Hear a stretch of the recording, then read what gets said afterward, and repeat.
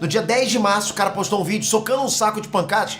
Aos 86 anos, ele escreveu o seguinte: I don't age, I level up. No dia 19 de março, Chuck Norris morreu no Havaí, cercado pela família. A internet inteira, que jurou por décadas que esse cara era indestrutível, ficou em silêncio. Pela primeira vez, o meme não era engraçado. Mas quem foi Chuck Norris de verdade, né? Antes dos memes, antes das piadas, antes de virar um deus da internet, quem foi ele? A história real dele é mais absurda do que qualquer fato Chuck Norris que você já leu. Fique até o final. Bom, vamos do começo, né? Carlos Ray Norris, ele nasceu no dia 10 de março de 1940, em Ryan, Oklahoma, nos Estados Unidos. Família simples, pai veterano da Segunda Guerra Mundial. A infância dele não foi fácil. Norris, ele era tímido, introvertido, não tinha nenhuma habilidade especial aparente. Era o tipo de moleque que ninguém apostaria que ia virar alguma coisa, sabe? Zero destaque. E aí, em 1958, aos 18 anos, ele se alistou na Força Aérea dos Estados Unidos. Foi mandado para uma base militar na Coreia do Sul, a base aérea de Osan. E foi lá que tudo mudou. Na Coreia, Chuck Norris descobriu as artes marciais. Ele começou a treinar Tang Soo Do, um estilo coreano de luta. E o cara simplesmente se apaixonou. O moleque tímido de Oklahoma encontrou a razão de viver dele num tatame do outro lado do mundo, né? E foi na Coreia, inclusive, que ele ganhou o apelido Chuck. Comenta aí, você sabia que Chuck Norris começou a lutar na Coreia do Sul? Eu acho que a maioria não sabia dessa, então já vai comentando. Aí quando voltou para os Estados Unidos, Chuck Norris mergulhou de cabeça nas artes marciais. E quando eu falo de cabeça, é de cabeça mesmo. O cara treinou tudo o que podia: karatê, taekwondo, jiu-jitsu brasileiro, judô, hapkido. Era um colecionador de faixas pretas. Ele entrou no circuito competitivo em 1964 e se tornou hexacampeão mundial de karatê na categoria peso médio.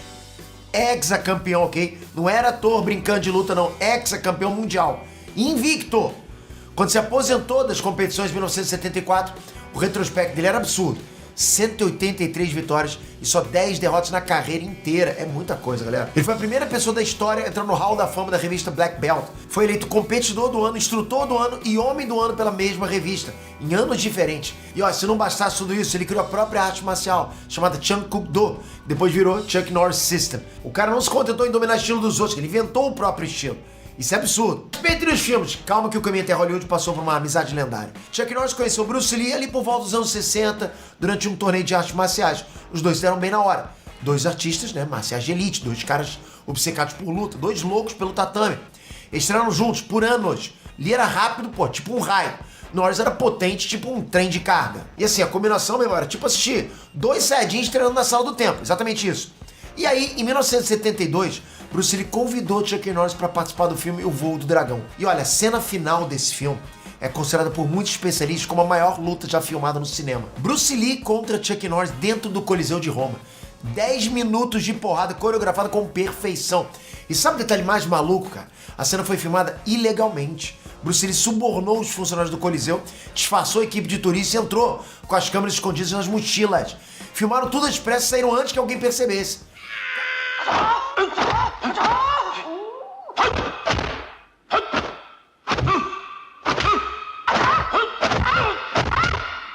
Cara, é tipo um assalto, né? Só que o butim era cinema. Bom, essa cena foi a estreia do Chuck Norris no cinema.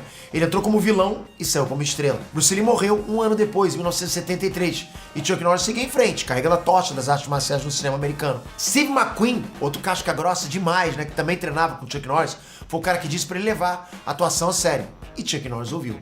A partir daí, o caminhão de porrada não parou mais. Good Guys Wear Black, em 1978, The Octagon, em 1980, Lone Wolf McQuade, em 1983, Desaparecidos em Ação, em 1984, Invasão USA, em 1985, Comando Delta, 1986. Todos os filmes de ação dos anos 80, onde Chuck Norris basicamente enfrentava exército inteiro sozinho. Por isso que ele fez essa fama toda, né?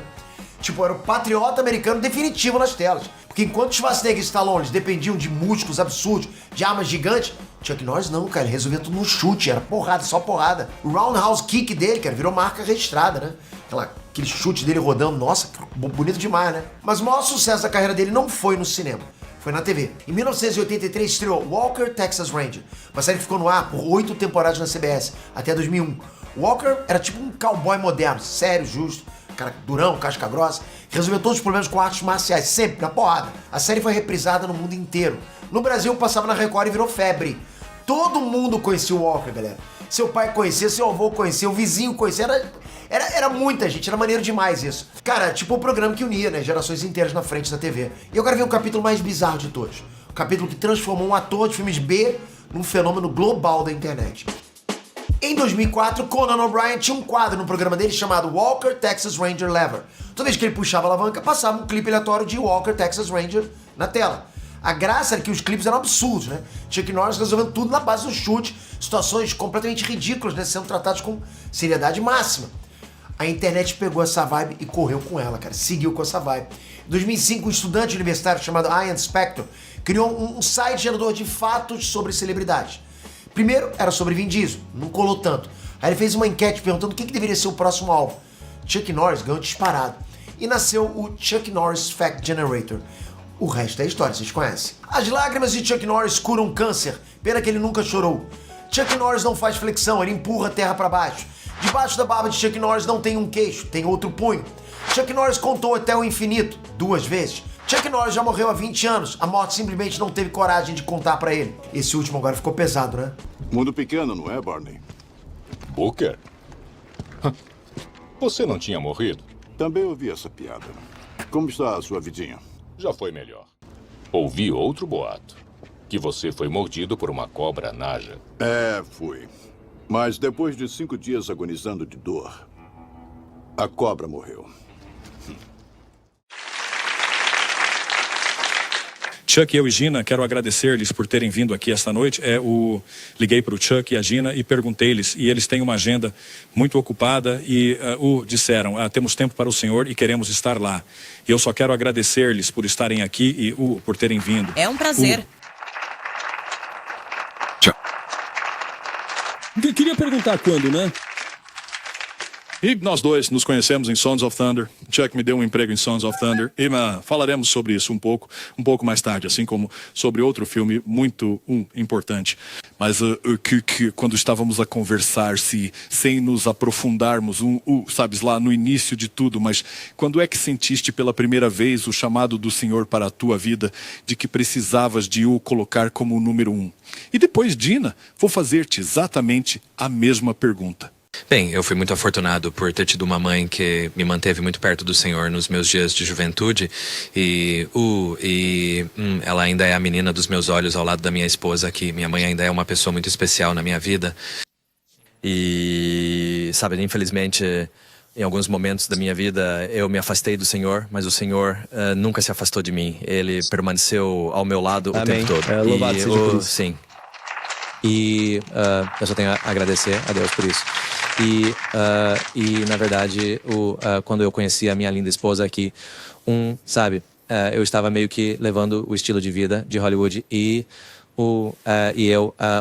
uma manhã, eu a visitei e ela entrou lá e estava lendo a Bíblia.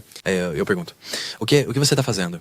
Ela diz, eu leio a Bíblia todas as manhãs. Eu disse, sério? Ela disse, por que não se senta aqui e lê comigo?